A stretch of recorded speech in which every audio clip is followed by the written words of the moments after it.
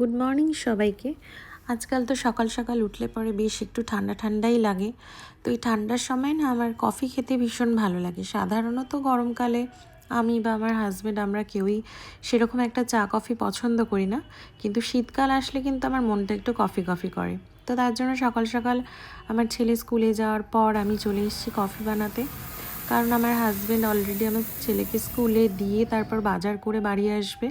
তো ভাবলাম যে সেই সময়টুকু আমার রান্নার মাসে আসার আগে একটু কফি বানিয়ে নিই। আর এই যে তোমরা কফিটা দেখছো, এটা হচ্ছে স্লিপি আউলের। আর এই স্লিপি আউলের না অনেকগুলো ফ্লেভার আছে।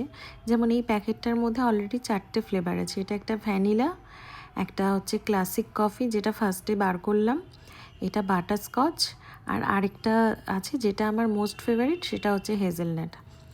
আজকাল তো কফি বলতে তো মোটামুটি যেগুলো আমাদের হাতের কাছে থাকে সেগুলোই খাওয়া হয়। কিন্তু ছোটোবেলা তো আর যখন আমি কফি পছন্দ করতাম বা খেতাম তখন তো আর বিভিন্ন রকমের ফ্লেভারওয়ালা কফি কখনো আমি দেখিনি বা পাইনি ছোটোর থেকে। তো তখন নর্মাল আমাদের যে নেসকাফি ছিল সেই কফি আমি খেতাম। আর আজ জানো তো খুব ছোটোবেলার দিনগুলোর কথা মনে পড়ছিল। কারণ ছোটোবেলা এই শীতের সময় আমি রোজ সকালে উঠে যখন পড়তে বসতাম, আমার মা ফার্স্টেই 1 কাপ ঘন করে দুধ দিয়ে কফি আর বিস্কুট দিয়ে আমার সামনে হাজির করতো।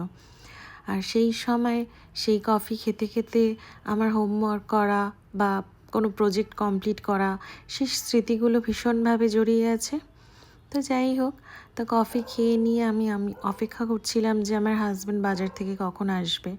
আর এদিকে দেখো আমার হাজব্যান্ড চলেও এসছে। কিন্তু আমি ভীষণ ডিসঅ্যাপয়েন্টেড হই যখন দেখি আমার হাজব্যান্ড একবারে 1 ব্যাগ ভর্তি করে সবজি নিয়ে আসে। কারণ ওই সবজিগুলো বেশিরভাগ বেশি দিন থাকেও না ফ্রিজে, আর লাস্টের দিকে গিয়ে সেই শুটো হয়ে যায়। আর এদিকে তো তোমরা দেখতেই পাচ্ছ আমার হাজব্যান্ড গলদা চিংড়ি নিয়ে এসছে আর কই মাছ নিয়ে এসছে। আর এই কই মাছ আমার হাজব্যান্ডের ভীষণ ফেভারিট। আমি যদিও কই মাছ খাই না, কিন্তু আমার ছেলে আর দুজন ছেলেই আর হাজব্যান্ড কই মাছটা ভীষণ পছন্দ করে। আর এদিকে দেখো আজকে আমার দুপুরের রান্না, এটা হচ্ছে মাছের মাথা দিয়ে মুগ ডাল। আর এখানে হচ্ছে ছেলেদের জন্য 2 পিস কই মাছ আমি ভাজা তুলে রেখেছি। আর বাকিটা দিয়ে হচ্ছে আলু ফুলকপি দিয়ে শীতে গরম মশলা দিয়ে যে ঝোলটা হয় জিরে বাটা দিয়ে সেই ঝোলটা করেছি।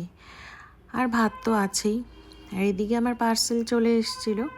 আর দেখো তোমরা, আমার পার্সেল পেয়ে তো আমার ছেলেরাই ভীষণ এক্সাইটেড হয়ে গেছে।